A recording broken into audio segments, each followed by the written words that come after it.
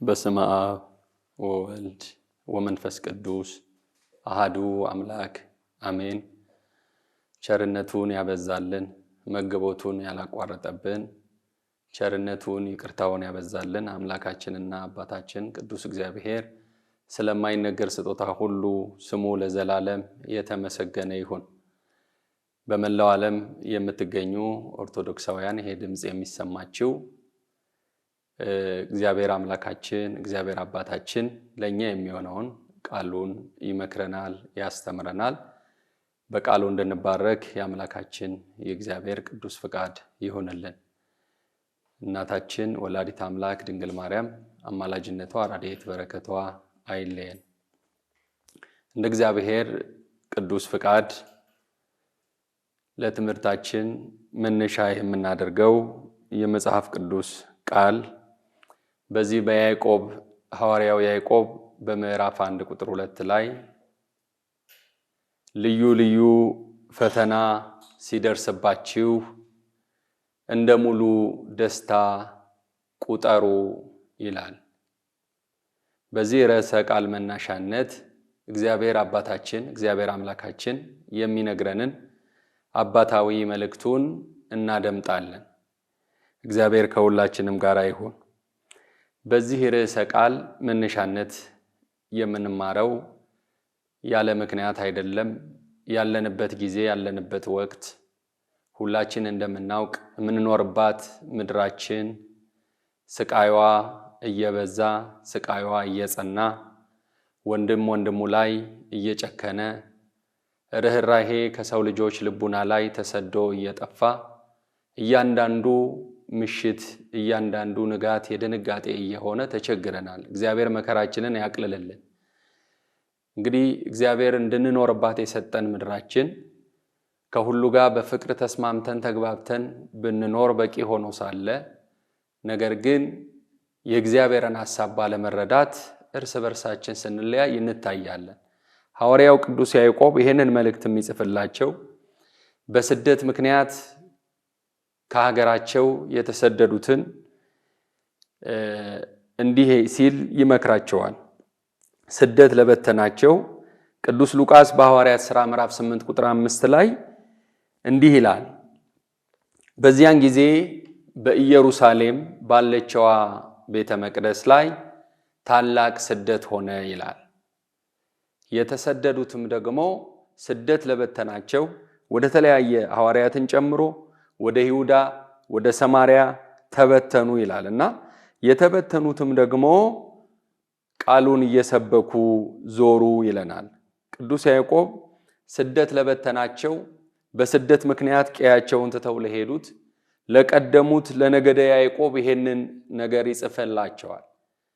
እነዚህ ሰዎች በስደት ምክንያት ወደ ተለያየ ስፍራ እንደሄዱ ይነግራቸውና ይሄንን በስቃይ ውስጥ እያሉ በመከራ ሀገር ውስጥ እያሉ እንዳይዘነጉ ግን ኪዳን የተገባላቸው የቀደመው ተስፋ የተነገረላቸው ሕዝቦች ስለሆኑ በስደት ምክንያት ተበተነው ሳለ ግን የተበተኑትም ሁሉ ቃሉን እየሰበኩ ዞሩ ይላል።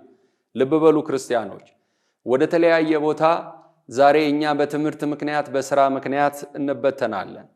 ነገር ግን ሃይማኖታችንን አጽንተን እንድንይዝ ልዩ ልዩ ፈተና መከራ ሲደርስብን እንደ ሙሉ ደስታ ቆጥረን መሻገር እንደሚገባን ይነግረናል። መልእክቱን በ5 ክፍል ከፍሎ ይጽፍላቸዋል። በመጀመሪያው ምዕራፍ ላይ እንዲህ ብሎ ይናገራቸዋል። በፈተና ታገሱ ይላቸዋል። በሁለተኛው ምዕራፍ ስንመለከት እንዲሁ አንደበት እሳት ነውና አንደበታችሁን ግቱ ይላቸዋል። በሶስተኛው ምዕራፍ ስንመለከት የሰላም ሰዎች ሁኑ፣ ረብሻን ተጸየፉ ይላቸዋል። በአራተኛው ምዕራፍ ደግሞ ለችግሮቻችሁ ሁሉ መፍትሄው ጸሎት ነውና የጸሎት ሰዎች ሁኑ ብሎ ይነግራቸዋል። እነዚህን ከፋፍሎ ከነገራቸው መካከል የመጀመሪያው ምዕራፍ ላይ በፈተና ታገሱ ከሚለው ምዕራፍ ላይ ምዕራፍ 1 ቁጥር 2 ላይ ኦ አሃው ኩኑ በኩሉ ፍስሐ ሶበ መንሱት ይመጻእክሙ መከራ ልዩ ልዩ ፈተና ሲደርስባችሁ እንደ ሙሉ ደስታ ቁጠሩ ይላል። የእግዚአብሔር ልጆች ልብ በሉ። ክርስቲያን ስለሆንን የተለያየ ፈተና የተለያየ መከራ ሊመጣ ይችላል። ነገር ግን እንደ ሙሉ ደስታ መቁጠር እንደሚገባን ነው ሐዋርያው የሚነግረን። ይሄንን ደግሞ ያለ ምሳሌ አይደለም። አባቶቻችን የቀደሙትን ተመልከቱ፣ አብነት አድርጉ። መከራን እንደ ሙሉ ደስታ ቆጥረው እንዴት እንደተሻገሩ እንድናስተውል ይነግረናል። ኃይለ እግዚአብሔርን ገንዘብ አድርገው ሥርዓተ እምነትን ሥርዓተ ዶግማ ከሆነው ከቤተ ክርስቲያናችን ረዝሟልና ይጠር አጥሯልና ይርዘም ከማይባለው ከዶግማ ከቀኖና ጋራ ቤተ ክርስቲያንን እንድንጽናናባት ባያስረክቡን ኖሮ ምን ይውጠን ነበር ክርስቲያኖች። ስለዚህ ልዩ ልዩ ፈተና ሲደርስባችሁ ሲል 50-50 ነው። ሊደርስም ላይደርስም ይችላል እያለን አይደለም። ሲደርስባችሁ እንደ ሙሉ ደስታ ቆጥራችሁ ተደሰቱ ነው የሚለው። የእግዚአብሔር ልጆች ታዲያ መከራን እንደ ሙሉ ደስታ መውሰድ እንዴት ይቻላል? አንዳንዶች ስቃይ ላይ ያለ ሰው፣ በመከራ ውስጥ ያለ ሰው የመከራውን ጥዝጣዜ የመከራውን ቁርቋሬ እረስቶ እንዴት ወደ ደስታ በእምነት መሻገር ይችላል? በነገራችን ላይ ፈተና በተለያየ መልኩ ይመጣል። የመጀመሪያው ሰው ስለሆንን ፈተና ይመጣል። ምክንያቱም ለምሳሌ ሰው ስለሆንን እንታመማለን፣ አደጋ ይገጥመናል። ይሄ ሰው ስለሆንን የሚመጣ መከራ ነው። እንደገና ደግሞ ክርስቲያን ስንሆን ይበረታል። ዓለም ትዋጋናለች፣ ሰይጣን ይዋጋናል። ስለዚህ በዚህ ሁሉ ውስጥ ፈተና ይመጣል። አንድ አባት ምን አለ? ዓለም ወይም ደግሞ ሕይወት ሎሚ ስታበድርህ ሕይወትህን ወደ ሎሚ ጭማቂነት ቀይር ይላል። ይሄ ማለት ምን ማለት ነው? መከራን እንደ ሙሉ ደስታ ቆጥረህ በደስታ ውስጥ ሆነህ እግዚአብሔርን አመስግን ይላል። እንዲህ እንድናደርግ አምላካችን እግዚአብሔር ይርዳን። ስለዚህ ወገኖቻችን በመከራ ውስጥ መታገስ እንደሚገባን ይነግረናል። አሁን በተለያየ መከራ ውስጥ ያለን እንኖራለን። በተለያየ ችግር ውስጥ ያለን እንኖራለን።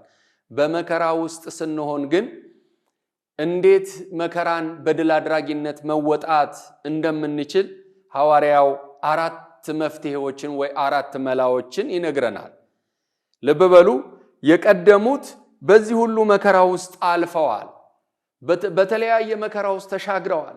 ለምሳሌ የአሕዛብ ተግዳሮት የጨካኞችን ሾተል ሲመለከት እንዲህ ከሆነ ክርስትናውማ ብሎ ወደ ኋላ የሚያፈገፍግ ከኛ መካከል ሊኖር አይገባም። ምክንያቱም የቅዱሳኑን ታሪክ ስንረዳ የቤተ ክርስቲያንን ታሪክ ስናጠና የቤተ ክርስቲያናችን ታላቅ ሊቅ የሆነው ቅዱስ ፖሊካርፕ የተባለው እንዲህ ይላል፣ የኢየሱስ ክርስቶስ ደም ለቤተ ክርስቲያን መሰረቷ ነው ይላል። የቅዱሳን ደም ግን ቤተ ክርስቲያኒቷን አጥንቷታል፣ አጽንቷታል፣ ጣሪያ ግድግዳ ሆኖላታል ይላል። ስለዚህ ቤተ ክርስቲያን በዚህ መንገድ ነው የመጣችው። ወገኖቼ ይሄንን እውነት ይሄንን ሁሉ ልዩ ልዩ መከራ ፈተና ሲደርሰን እንደ ሙሉ ደስታ ቆጥረን እንድንሻገር መፍትሄ የሚሆኑትን ይጠቁመናል። ምክንያቱም በተነሳንበት ርዕሰ ቃል በዚህ የወንጌል ክፍል በዚህ በያዕቆብ መልእክት ምዕራፍ 1 ቁጥር 2 ላይ ስንመለከት መከራን ድል መንሳት የምንፈልግ ከሆነ በተነሳንበት ርዕሰ ቃል በዚህ ንባብ ውስጥ 4 መላዎችን ሐዋርያው ቅዱስ ያዕቆብ ይነግረናል። የመጀመሪያው መላ መከራን እንደ ሙሉ ደስታ ቁጠሩ የሚል መፍትሄ ይነግረናል። ቁጠሩ የሚለው ምን ማለት ነው? ልዩ ልዩ መከራ ሲደርስባችሁ እንደ ሙሉ ደስታ ቁጠሩ። መከራን ድል ለመንሳት መፍትሄው መቁጠር ነው ይለናል። ለምን? ዝንባሌን መቀየር ያስፈልጋል። አመለካከት እንደምታውቁት ውጤትን እንዲሁም ደግሞ ዝንባሌ ተግባርን ይወስልልናል። አምላካችን እግዚአብሔር መከራ እንደሚመጣ አስቀድሞ ራሱ ነግሮናል በቅዱስ ወንጌል። በዮሐንስ ወንጌል በምዕራፍ 16 ቁጥር 32 ላይ ስንመለከት እንዲህ ይለናል፣ በዓለም ሳላችሁ በዓለም ውስጥ ስትኖሩ መከራ አለባችሁ ይላል። ነገር ግን አይዟችሁ ዓለሙን እኔ አሸንፌዋለሁ ይላል። የእግዚአብሔር ልጆች ዓለምን በእውቀት፣ ዓለምን በገንዘብ፣ ዓለምን በስልጣን ድል ታደርጉታላችሁ አልተባልንም። ዓለምን ድል ማድረግ የምንችለው ዓለምን የሚያሸንፈው እምነታችሁ ነው ይላል። ነገር ግን በተሸነፈ ዓለም ውስጥ ነው የምንኖረው። ዲያብሎስን ድል አድርጎልናል። አሸናፊውን እግዚአብሔርን ስንይዝ ካሸናፊዎች እንበልጣለን። ለዚህ ነው ቅዱስ ጳውሎስም ይህንን ሲነግረን አበክሮ እንዲህ ነው የሚለው፣ በወደደን በእርሱ ከአሸናፊዎች እንበልጣለን ይላል። በወደደን በመድኃኒታችን በኢየሱስ ክርስቶስ በአምላካችን በእግዚአብሔር በወደደን በእርሱ ከአሸናፊዎች እንበልጣለን። ለካ አሸናፊዎችም አሸናፊ ያለ ወገኖቼ። ስለዚህ መከራን ድል ለመንሳት የመጀመሪያው መቁጠር ነው። መቁጠር የሚለው የሂሳብ ቃል ትርጉሙ ምንድነው ስንል ደግሞ ማሸነፍ፣ ወደ ተግባር መቀየር ማለት ነው። ምክንያቱም መከራን እንደ ሙሉ ደስታ ቆጠረ አምላካችን እግዚአብሔር፣ ድል አደረገው። በጨካኞቹ ፊት የርኅራኄ ቃል እየተናገረ አሸነፈ። ስለዚህ አምላካችን እግዚአብሔር መከራን እንደ ሙሉ ደስታ እንድንቆጥር ሐዋርያው በነገረን ቃል መሰረት አምላካችን ኢየሱስ ክርስቶስ ይሄንን ይነግረናል። ምን አለ? ልዩ ልዩ ፈተና መከራ ሲደርስባችሁ እንደ ሙሉ ደስታ ቁጠሩ ይለናል። ወገኖቼ ሐዋርያው ቅዱስ ጴጥሮስም በዚህ በአንደኛ ጴጥሮስ ምዕራፍ 4 ቁጥር 12 ላይ ወዳጆቼ ሆይ በእናንተ መካከል እንደ እሳት ሊፈተናችሁ ስለሚሆነው መከራ ድንቅ ነገር እንደመጣባችሁ አታድንቁ ይላል። አዎ እንደ እሳት ሊፈትነን የሚመጣ መከራ ሊኖር ይችላል። ነገር ግን ይሄንን እንዴት ነው በአሸናፊነት የምንወጣው? አባቶቻችን ፈተናን በድል አድራጊነት ተወጣዋል። እኔና እናንተም ዛሬ መከራን እንደ ሙሉ ደስታ ቆጥረን መሻገር የምንችለው መከራን መቁጠር ስንችል ነው። መከራን እንደ ሙሉ ደስታ መውሰድ መቁጠር ስንችል ነው። ቁጠሩ ይለናል። የመጀመሪያው መፍትሄ ይሄ ነው። አሁን ወርቅ ወርቅነቱ እንዲታወቅ በእሳት ይፈተናል። ክርስቲያንም እንዲሁ በእሳት ውስጥ እያለፉ አባቶቻችን ወንጌልን ሰበኩ፣ ዓለምን ድል አደረጉ። ዛሬም ድረስ ግን ቤተክርስቲያን ውለታቸውን አስባ ቅዱሳንን ተዘክራለች፣ ታስተምራለች። ስለ እነዚህ ሁሉ አምላካችን እግዚአብሔር በሰጣቸው ቃል ኪዳን በቤቴና በቅጥሬ ለዘላለም የማይጠፋ ስም እሰጣችኋለሁ ባለው መሰረት ዛሬም ቅዱሳኑን እንዘክራለን፣ ዛሬም ቅዱሳኑን እናስባለን። ስለዚህ ድንቅ ነገር እንደመጣባችሁ አታስቡ ይላል። አንድ ጸሐፊ ሲናገር ሙቀት የምትፈራ ከሆነ ወጥ ቤት አትግባ ይላል። ምክንያቱም ወጥ ቤት ሙቀት ግዴታ ነው። ክርስቲያንም ሆነ ፈተናን ልትሳቀቅ አይገባም፣ ግን ፈተናን እንደ ሙሉ ደስታ ቆጥረህ መሻገር ይገባሃል ይላል። የመጀመሪያው መፍትሄ መከራን እንደ ሙሉ ደስታ መቁጠር ነው። ለምሳሌ መድኃኒታችን አምላካችን አባታችን ኢየሱስ ክርስቶስ መከራ መስቀልን በተቀበለ ጊዜ የሆነውን ነገር ታስታውሳላችሁ። ሐዋርያው ቅዱስ ጳውሎስ እንዲህ ብሎ ይጽፍልናል። በሐዋርያው ቅዱስ ጳውሎስ ለዕብራውያን ክርስቲያኖች በጻፈው መልእክቱ በምዕራፍ 12 ቁጥር 2 ላይ ጌታችን ኢየሱስ ክርስቶስ ስለተቀበለው መከራ መስቀልን እንዴት እንደታገሰ ሲነግረን በፊቱ ስላለው ደስታ ይላል። በፊቱ ስላለው ምን? በፊቱ ስላለው ደስታ። በፊቱ ያለው ደስታ ምንድነው ስንል የእግዚአብሔር ልጆች መከራ መስቀል እንደምታውቁት የኔና የናንተ የኃጢአታችን ዋጋ ነበረ። እርቃን መዋል የኔና የናንተ የኃጢአታችን ደሞዝ ነበረ። የእርኩሳንን ምራቅ መቀበል የኔና የናንተ የበደላችን ካሳ ነበረ። ነገር ግን አምላካችን መድኃኒታችን ኢየሱስ ክርስቶስ ነቢየ እግዚአብሔር ኢሳይያስ እንደነገረን ባየነው ጊዜ እንወደው ዘንድ ደም ግባት የለውም፣ ከሰው ዘንድ የተናቀ በሰው ዘንድ የተጠላ ነው። ምክንያቱም ስለ ሰው ልጆች ሲል የተቀበለው መከራ። ቅዱስ ጳውሎስ ይህን ሲያጸናው በፊቱ ስላለው ደስታ ነው ይላል። በፊቱ ያለው ደስታ የኔና የናንተ መዳን ነው የእግዚአብሔር ልጆች። ስለዚህ መከራ መስቀልን በቋንቋ የማይገለጥ መከራን ተቀበለ። እንደምታውቁት 40 በሮማውያን ግርፋት የተገረፈ ሰው ሞት ያሰጋዋል። መድኃኒታችን ኢየሱስ ክርስቶስ 6666 ጊዜ ተገርፎ አጥንቱ ስጋው አልቆ አጥንቱ እንደበረዶ ነጭ ሆኖ እስኪቆጠር ድረስ መከራ መስቀልን የታገሰው መከራ መስቀልን መከራውን የቆጠረው የእግዚአብሔር ልጆች በፊቱ ስላለው ደስታ በፊቱ ያለው ደስታ የኔና የናንተ መዳን ነው። አቤቱ ለታው የመድኃኔዓለም አቤቱ ለታው የድንግል ልጅ አማኑኤል ክብር ምስጋና ይድረሰው አምላካችን። መከራ መስቀልን እንዴት እንደተቀበለ ተመልከቱ። ጻድቁ ኢዮብም ይነግረናል። ከመከራ ትምህርት ቤት የተመረቀ ሰው ነው ኢዮብ። በዚህ በመጽሐፈ ኢዮብ ምዕራፍ 23 ቁጥር 10 ላይ እንዲህ ብሎ ይናገራል። ኢዮብ የሚሄድበትን መንገድ እግዚአብሔር ያውቃል ይላል። የእግዚአብሔር ልጆች የምንሄድበትን መንገድ እግዚአብሔር ያውቃል። በኑሯችን ወደ ቅድስና መንገድ ነው? ወደ ኃጢአት መንገድ ነው? ተንኮል ነው የምናስበው ወይስ በጎ ነገር ነው? በሕይወታችን መንገድ ሁሉ የምንሄድበትን እግዚአብሔር ያውቃል። ኢዮብ ይሄንን ነው የሚነግረን። የሚሄድበትን መንገድ እግዚአብሔር ያውቃል አለ። ከፈተነኝም በኋላ እንደ ወርቅ እጠራለሁ አለ። ክብር ምስጋና ለአምላካችን ለእግዚአብሔር ይሁን። እንደ ወርቅ እጠራለሁ። አዎ ቤተክርስቲያናችን በነገራችን ላይ ተፈትና ነጥራ የወጣች ወርቅ ናት። ብዙ አይነት ፈተና ነበረባት። ከውስጥ የሚገፏት ነበሩ። የክህደት ትምህርት እያስተማሩ እየከፋፈሉ፣ ከውጭም ደግሞ ብዙ የጨካኞች ሾተል ይወረወርባት ነበረ።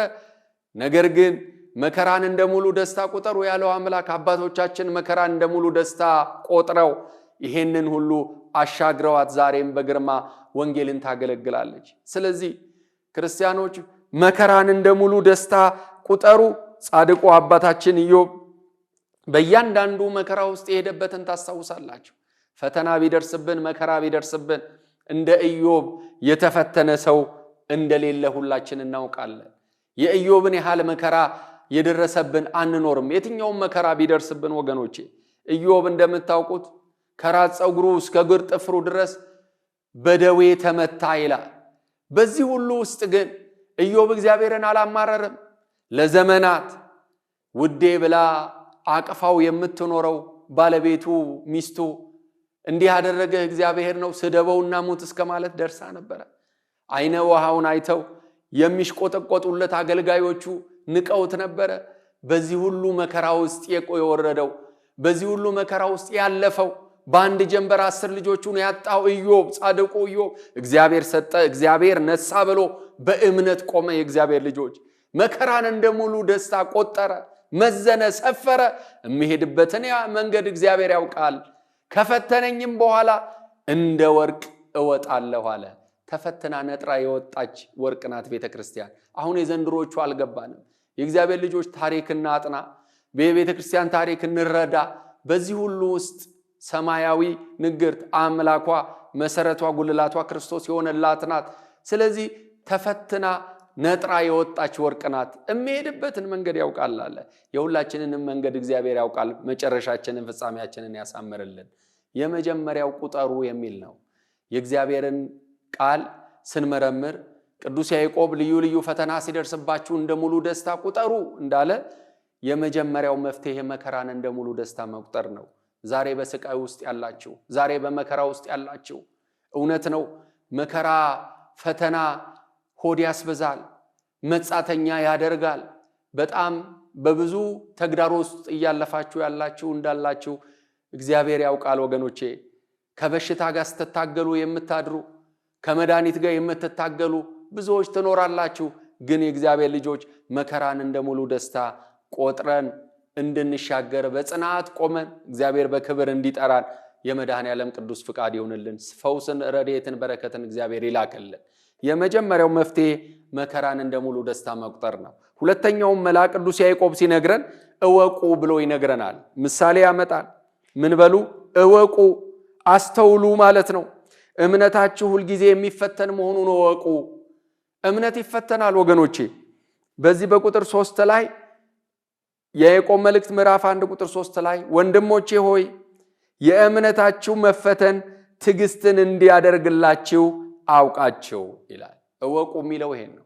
ልዩ ልዩ ፈተና ሲደርስባችሁ እንደ ሙሉ ደስታ ቁጠሩት ይላል። እወቁ ማለት ነው ትዕግስትን አውቃችሁ ልዩ ልዩ ፈተና ሲደርስባችሁ እንደ ሙሉ ደስታ ቁጠሩ ይለናል። ይሄንን ነው የሚነግረን ቅዱስ ጴጥሮስ በአንደኛ ጴጥሮስ ምዕራፍ 1 ቁጥር 14 ላይ በእሳት ምንም ቢፈተን ከሚጠፋ ወርቅ ይልቅ ከዚህ ሁሉ አብልጦ የሚከብር የተፈተነ እምነታችሁ ይላል። የእግዚአብሔር ልጆች በእሳት ተፈትኖ ከሚጠፋ ወርቅ ይልቅ የተፈተነ እምነት እንደሚበልጥ ነው የሚያስታውሰን። እምነት ይፈተናል ወገኖች።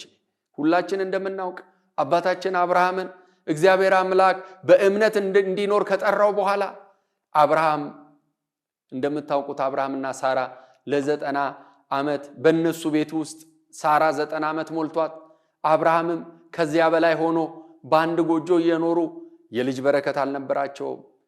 ነገር ግን እግዚአብሔር ቢዘገይም የሚቀድመው የሌለ እግዚአብሔር ሲያዝ እግዚአብሔር ሲል የማይሆን ነገር የለም። ሳራ በ90 ዓመቷ እግዚአብሔር ካዘዘ እግዚአብሔር ካለ መካኒቱ ወላድ እንደምትሆን እናውቃለን። ሳራ በ90 ዓመቷ ማህፀኗ ለመለመ። ሳራ በ90 ዓመቷ እነሆ ልጅ ወለደች። አዎ የ100 ዓመት ናፍቆቱ የአብርሃም ተፈጸመ። ነገር ግን በእነ አብርሃም ቤት ውስጥ ደስታ በዛ።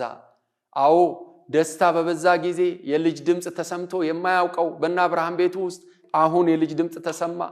ነገር ግን ሰጪውን እግዚአብሔርን ዘንግተው በስጦታው ላይ አይናቸውን አደረጉ። ብዙ ጊዜ እኛ እንደዚህ ነን ወገኖቼ።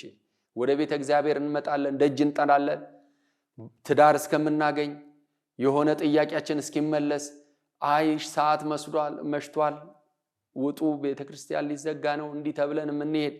ነገር ግን ስጦታውን ካገኘን በኋላ ጀርባችንን የምንሰጥ ብዙዎች አለን። አዎ ያላስባረክነው ነገር አለ። ዛሬ ቢዚ ነኝ ብለን ልጅ ጠባቂ ነኝ ልጅ አሳዳጊ ነኝ የምንል አዎ ያላስባረክነው የቀረ ነገር አለ። ወደ እግዚአብሔር መምጣት ያስፈልጋል። የእግዚአብሔር ልጆች ወደ እርሱ መመለስ ያስፈልጋል። አዎ እምነት እንደሚፈተን ወቁ ነው የሚለን። እምነታችሁ እንደሚፈተን አውቃችሁ መከራ ሲመጣ እንደሙሉ ደስታ ቁጠሩ። አብርሃም እንደሙሉ ደስታ መከራውን የቆጠረበትን ታሪክ ነው የምናየው። በኦሪት ዘፍጥረት ላይ ስንመለከት አባታችን አብርሃምን እግዚአብሔር አይኑን ስጦታው ላይ ባደረገ ጊዜ ሰጪው እግዚአብሔር አብርሃምን ሊፈትነው እንዲህ አለው፣ አብርሃም አብርሃም ልጄ ይስሐቅን ሰዋልኝ አለው። በጣም ይገርማል። መጽሐፍ ቅዱስ ሲናገር በቁጣችሁ ላይ ፀሐይ አይግባ ይላል። የእግዚአብሔር ልጆች ተጣልታችሁ መሽቶ አይንጋ ማለት ነው። ታረቁ ማለት ነው። አብርሃም ግን እንኳን በቁጣው ላይ እግዚአብሔርን በመታዘዝ ላይ እንኳን አልመሸበትም። ገስግሶ እነሆ እግዚአብሔር ባዘዘው እስቲ ከሚስቴ ጋር ልማከር የጋራ ስጦታችን ነው አላለም። እግዚአብሔርን ታዘዘ። ማልዶ ወጣ። የመስዋዕቱን የሚቃጠልበትን እንጨቱን ሌላውንም ለመሰዊያ የሚሆነውን ቢላውን ይዞ ወደ ሞሪያ ተራራ ልጁን ይዞ ወጣ።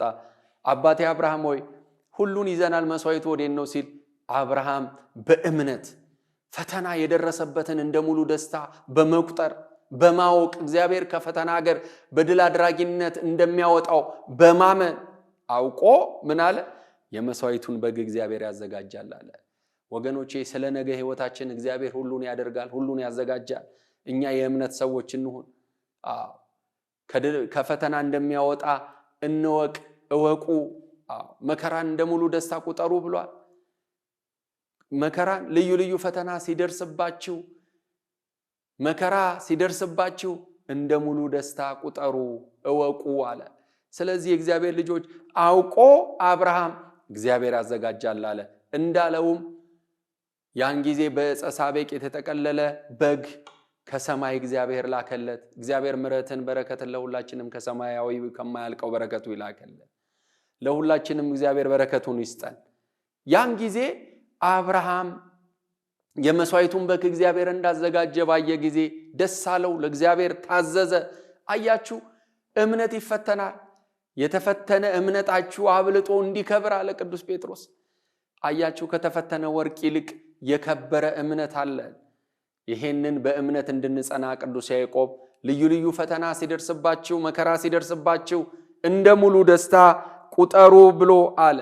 አንዳንድ ጊዜ ቤተ እግዚአብሔር በመገስገሳችን ወደ እግዚአብሔር ቤት በመምጣታችን መሸለ ቁርባን ነጋ ለኪዳን መሸለ ቁርባን ስንገሰግስ ብዙዎች ስም አውጥተውልናል። ይሄ ቄሱ ይሄ ደግሞ መለኩሴው ብለው ሊሆን ይችላል ወገኖቼ። ነገር ግን ቅስናም መመረጥን ይፈልጋል፣ ምልኩስናም ተጋድሎን ይጠይቃል። አርጎልን ነው እግዚአብሔር በሰጣን። የእግዚአብሔር ልጆች ነገር ግን ሰዎች እንደልባቸው ይናገሩናል። ይሄ ግን ፈተና እንደሆነ እወቁ፣ አውቃችሁ ፈተና ሲደርስባችሁ ታገሱ ይለናል ቅዱስ ጳውሎስ። በዚህ በሁለተኛ ቆሮንቶስ ምዕራፍ 4 ቁጥር 17 ላይ እንዲህ ይላል፣ ቀላል የሆነው የጊዜው ፈተናችሁ መከራችሁ የክብርን የዘላለምን ከሁሉ የሚበልጥ ያደርግላችሁ ዘንድ ታውቃላችሁ ይላል። ወገኖቼ ለካስ መከራ ለበረከት ነው። ለካስ መከራ ጊዜያዊ ነው። ቀላል የሆነው የጊዜው መከራችሁ ይላል። ለካ መከራ ቀላል ነው። ማንን ይዞ? መድኃኔዓለምን ይዞ። ለካ ፈተና ቀላል ነው። ድንግል ማርያምን ቅዱሳኑን ይዞ። የእግዚአብሔር ልጆች ልዩ ልዩ ፈተና ሲደርስባችሁ እንደ ሙሉ ደስታ ቁጠሩዋል። እንግዲህ ቤተክርስቲያናችን ቤተክርስቲያን ስንሄድ ወንጌል የምትሰብከው በመገናኛ ብዙሃን ይሄንን ላላገኙ በመላው ዓለም በመከራ ውስጥ በፈተና ውስጥ ቃሉን ለመስማት እድል የሌላቸው በመገናኛ ብዙሃን እንዲህ ተደራሽ የምትሆነው የእግዚአብሔር ልጆች ከቃሉን ከሚሰሙት አማኞች ክርስቲያኖች ኦርቶዶክሳውያን መካከል ይሄንን ቃል ሰምተው በእምነት ናቡቴን እንዲመስሉ ርስታችንን አንሸጥም የሚሉ በናቡቴ መከራ ፈተና ታውቃላችሁ። ንጉሱ አካብ እና ኤልዛቤል የሱን መሬት ፈልገው ይሄንን ስጥ ሲባል የአባቶቼን ርስት አልሰጥም ባለ ጊዜ ምንድነው ያደረገችው? ግድ የለም እኔ ሰጣሃለሁ ብላ ሚስቱ እንዲህ አደረገች። ነገር ግን አካብ በሞተበት ቦታ መከራ በደረሰበት ቦታ ውሾች ደሙን ላሱት፣ ያንቺንም ያንተንም ደም እንዲሁ ውሾች ይልሱታል ብሎ እግዚአብሔር እነሆ በቀል የርሱ ነው። በቀል የሱ ነው፣ የእግዚአብሔር ነው። እኛ ፈተናን እንደ ሙሉ ደስታ መቁጠር ነው የሚያስፈልገው። መከራን እንደ ሙሉ ደስታ ተቀብለን ልዩ ልዩ ፈተና ሲደርስብን እንደ ሙሉ ደስታ መቁጠር ያስፈልጋል። ቀላል የሆነው የጊዜያዊ መከራችሁ ከዘላለማዊ ደስታ አንጻር የሚወዳደር አይደለም ይለናል ቅዱስ ጳውሎስ። ቀላል ነው የዚህ ዓለም መከራ። የዚህ ዓለም መከራ በመንግስተ ሰማያት በአንድ ሰዓት ደስታ የሚካስ ነው። እግዚአብሔር አምላክ ይህንን በረከት ጸጋ ለሁላችንም ያድለን። ስለዚህ እግዚአብሔር ፍሬ እንድናፈራ ይፈልጋል። ትዕግስትን ገንዘብ እንድናደርግ፣ ተስፋ እንዳንቆርጥ፣ በዓላማ እንድንጸና ይፈልጋል ቅዱስ ጳውሎስ። ለዚህ ነው በሮሜ መልእክቱ ምዕራፍ 5 ቁጥር 3 ላይ እንዲህ ይለናል፣ መከራ ትዕግስትን እንዲያደርግላችሁ፣ ትዕግስትም ደግሞ ፈተናም ተስፋን እንዲያደርግላችሁ በመከራችን ደስ ይለናል ብሎ ይናገራል። ወገኖቼ ፈተና ትዕግስትን ያደርግልናል። ትዕግስትም ደግሞ በእምነት መጽናትን፣ ይሄ ደግሞ ሰማያዊ ዋጋ እንዳለው ይነግረናል ማለት ነው። ሶስተኛው እንዲህ የሚል ቃል እናገኛለን። ምንድነው የሚለን? ልዩ ልዩ ፈተና ሲደርስብን የመጀመሪያው መቁጠር ነው። ሁለተኛው ደግሞ እንዳየነው እንደተመለከትነው፣ ሁለተኛው ደግሞ እምነት እንደሚፈተን ተመልክተናል። ሶስተኛው ደግሞ መተው ነው መፍትሄው ይለናል። እኛ አንድ ብሂል አለን፣ መተው ነገሬን ከተተው እንላለን። ወገኖቼ መልካም ነው። አንዳንድ ብሂሎቻችን ግን ከእግዚአብሔር ቃል ጋራ የማይሄዱ ናቸው። የወጋ ቢረሳ የተወጋ አይረሳም እያልን ለጦር ራሳችንን እናዘጋጃለን። ወገኖቼ እንዲህ አይነቶቹ ብሂል የተገቡ አይደሉም። ምክንያቱም ከእግዚአብሔር ሐሳብ ጋር የሚጋጭ ነው። መተው ነው መፍትሄው። ምክንያቱም በቀል እግዚአብሔር ነው። እግዚአብሔር ሁሉን የሚያደርግ አምላክ ነው። በቀል የኔ ነው ብሏል። ስለዚህ ልዩ ልዩ ፈተና ሲደርስባችሁ እንደ ሙሉ ደስታ ቁጠሩ፣ ተዉ። ከዚያስ እንደገና ደግሞ መተው ያስፈልጋል። ይሄ ማለት ለእግዚአብሔር ፈቃድ የሚገዛ ማንነት እንዲኖረን፣ አንተ ታውቃለህ ጌታ እግዚአብሔር ሆይ አንተ ሁሉን ታውቃለህ ብለን ለእግዚአብሔር እንድንሰጥ፣ ለሱ እንድንተው ያስፈልጋል። ፈቃዳችንን ለፈቃዱ ማስገዛት ሁልጊዜ በጸሎታችን ውስጥ የምንለዋል። ፈቃደ በሰማይ እንደሆነች እንዲሁም በምድር ትሁን። የእግዚአብሔር ልጆች የእግዚአብሔርን ፈቃድ ሳንጠይቅ የራሳችንን ፈቃድ እንዲህ አስብ ያለው እንዲሆነዋል እግዚአብሔር አንተ ፈቃድ ይሁን ሳንል ያደረግነው ነገር ሁሉ ውጤት አልባ ነው የሚሆነው። ስለዚህ በጸሎታችንም አንተ የፈቀድከው ይሁን ነው የምንለው። መከራውም ፈተናውም ቢሆን ደስታውም ሐዘኑም ቢሆን በዚህ ሁሉ በሚለዋወጥ ነገር ውስጥ የማይለወጠውን እግዚአብሔርን ተስፋ ማድረግ አንተ ታውቃለህ። ስለዚህ መተው ያስፈልጋል። መተው ነገሬን ከተተው ስለምንል ከፈቃድ ጋር ፈቃዳችን አንድ ይሁን። እነዚያ ሶስቱ ሕፃናት ቅዱስ ገብርኤል ከእሳት የታደጋቸው ሐናንያ፣ አዛርያ፣ ሚሳኤል የተናገሩትን የእምነት ቃል አስታውሳችሁ ምንድነው ያሉት? እግዚአብሔር አምላክ ከዚህ ቃጠሎ ከእሳት ውስጥ ያደነናል፣ ግን ፈቃዱ ሆኖ ተቃጥለን እንድንሞት እሱ ካለ እንተዋለን እንጂ ለጣዖት ግን አንሰግድም ነው ያሉት። ባያድነንም እንኳ ማዳን አይቻለውም እያሉ አይደለም፣ ግን እሱ ፈቃዱ እኛ እንዲሆነን ትምህርት ይሁን ነደው ትምህርት ይሁኑ የሚል ከሆነ ሰማይት ሆነው ትምህርት ይሁኑ የሚል ከሆነ ግን ባያድነንም እንኳ ለዚህ ጣዖት ግን አንሰግድም አሉ። ወገኖች ይህንን የእምነት ቃል በሕይወታችንን ተርጉመው ሁሉ ጊዜ እግዚአብሔር ሁሉን ያደርጋል፣ በቀል እርሱ ነው፣ እሱ ተበቃይ አምላክ ነው። አይተናል ለናቡቴ እሱን በገደሉት መካከል እንዴት እንዳደረገ። እግዚአብሔር ሁሉን ማድረግ የሚችል አምላክ ነው። ስለዚህ መተው ያስፈልጋል። ቅዱስ ጳውሎስ ሕመም ነበረበት፣ የራስ ምታት፣ ደጋግሞ ሱባኤ እንደገባ መጽሐፍ ያስታውሰናል። ነገር ግን እግዚአብሔርን ሲጠይቀው እግዚአብሔር አምላካችን ምን አለው? መላልሰ ይህንን ራስ ምታት፣ ይህንን ሆድ ቁርጠት፣ ይህን በሽታ አርቅልኝ አትበለኝ፣ ምክንያቱም ኃይሌ በድካምህ ይገለጣልና ድካሜን አርቅልኝ አትበለኝ አለው። የእግዚአብሔር ልጆች የኛ ጤነኛነት፣ የኛ አዋቂነት፣ የኛ ሰላም፣ የኛ በረከት የእግዚአብሔርን ሥራ ላይ ሰራ ይችላል። በእኛ ድካም ውስጥ የእግዚአብሔር ኃይል ይገለጣል። ክብር ምስጋና ለእግዚአብሔር ይሁን። በእኛ ለመቻል ውስጥ እግዚአብሔር ይችላል። የማንችለውን ሲያስችለን አይተናል። የማንወጣውን ነገር የማንገፋውን ተራራ ስንወጣ አይተናል። ብዙ መከራ አሻግሮናል። መከራችሁን እንዳለፈ ክረምት ትረሳላችሁ ብሎናል። እናት የሴት ልጇን ጩኸት በማትሰማበት ዓለም ውስጥ አስተማማኙ አስጠናችን መድኃኔዓለም ብቻ ነው። መከራችንን እንዳለፈው ክረምት ያስረሳናል፣ ያሳልፍልናል። ስለዚህ መተው ያስፈልጋል። ያን ጊዜ እግዚአብሔር እሱ ስራ ይሰራል። እግዚአብሔር በእኛ ሕይወት ውስጥ ከመስራቱ በፊት እኛን ይሰራናል። ወገኖቼ ምናልባት በመከራ ውስጥ እያሳለፈን ያለው በፈተና ውስጥ እያሳለፈን ያለው በእኛ ሕይወት ውስጥ እግዚአብሔር የሚሰራው ስራ ስላለ ሊሆን ይችላል። አባታችን አብርሃምን እንደምታውቁት እግዚአብሔር በሱ ሕይወት ውስጥ ከመስራቱ አስቀድሞ ለ25 ዓመት በአብርሃም ሕይወት ውስጥ እግዚአብሔር ሰርቷል። በዮሴፍ ሕይወት ውስጥ ከመስራቱ አስቀድሞ ዮሴፍን ለ13 ዓመት ሲሰራው እግዚአብሔር እናያለን። ስለዚህ ክርስቲያኖች በዚህ ሁሉ ውስጥ እግዚአብሔር ያሳልፈናል። ፈቃድ ይሁን ማለት ያስፈልጋል። ያንተ ፈቃድ ይሁን። ያንን ስንል እግዚአብሔር በእኛ ሕይወት ውስጥ ስራ ይሰራል።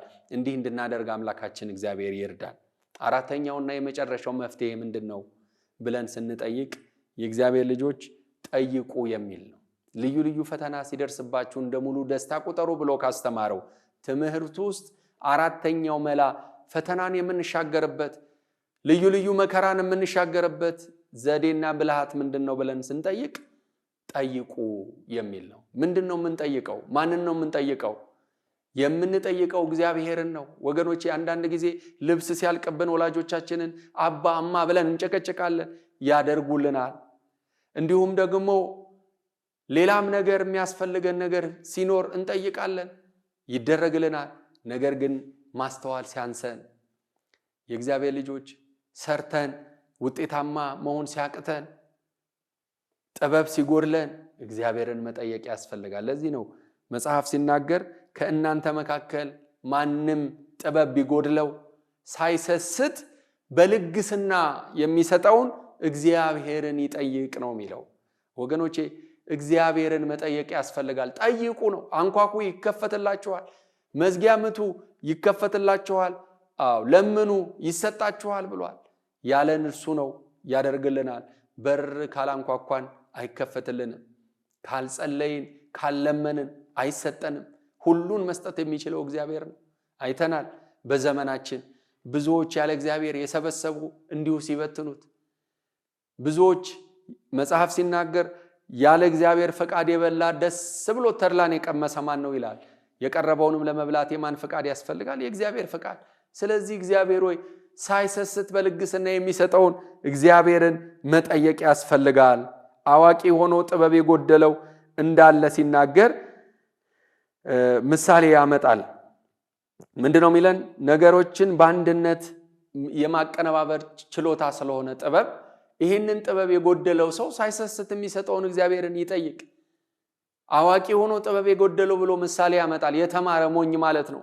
ወገኖቼ የተማርነውን እንድናስተውል በቃሉ ዝናር ታጥቀን መከራን በድል አድራጊነት እንድንወጣ ልዩ ልዩ ፈተና ሲደርስብን እንደ ሙሉ ደስታ መቁጠር እንድንችል እግዚአብሔር አምላክ ሁላችንንም ይርዳን። ሳይሰስት በልግስና የሚሰጥ አይሁን እግዚአብሔርን ጠይቁ። ከዛሬው ትምህርት ምን ተማራችሁ? ከዛሬው ቁም ነገር ምን ጨበጣችሁ?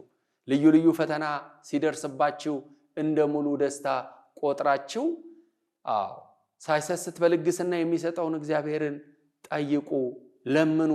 ነገርን ደግሞ ተዉ። መተው ያስፈልጋል። እንደገና በጥበብ እግዚአብሔርን መጠየቅ ያስፈልጋል። በዓለም ሳላችሁ መከራ አለባችሁ፣ ነገር ግን አይዟችሁ ዓለምን እኔ አሸንፈዋለሁ። በተሸነፈ ዓለም ውስጥ ስንኖር አሸናፊውን እግዚአብሔርን ከያዘን ያሸናፊ ልጆች ነን። እንድናሸንፍ በሕይወታችን በምግባር ቀንተን በሃይማኖት ጸንተን ከልል አድራጊዎቹ እናንተ የአባቴ ብሩካን ዓለም ሳይፈጠር የተዘጋጀውን መንግስቴን ውረሱ የሚለውን የሕይወትን ቃል እንዲያሰማን አምላካችን እግዚአብሔር ለሁላችንም ይፍቀድልን። የመከረን ያስተማረን አምላክ ስሙ የተመሰገነ ይሁን። ወስብሐት ለእግዚአብሔር። ይቆየን።